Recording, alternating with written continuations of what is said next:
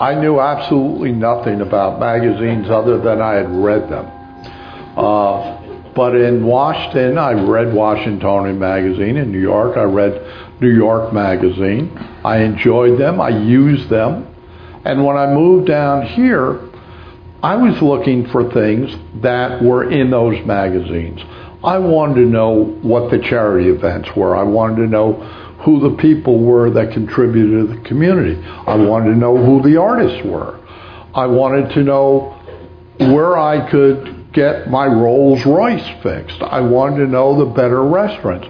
I promise you, the Tampa Tribune and the St. Pete Times will not help you in those efforts. So I decided to form a magazine much as the ones I was accustomed to. The first question that came up was, well, what are you going to call it?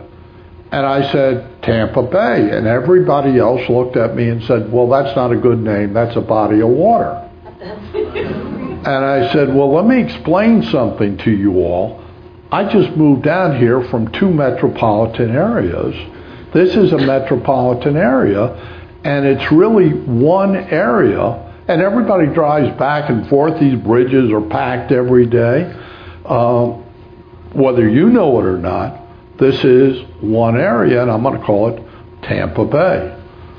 And that's how we happened to pick the name Tampa Bay, because I felt I didn't want to do Tampa. I didn't want to do Hillsborough. I didn't want to do Pinellas.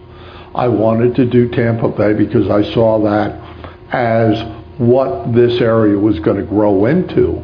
And of course, we were very fortunate that all the sports teams always ended up coming to the same conclusion, using the name Tampa Bay. And every day, there's one more step towards people using the term Tampa Bay.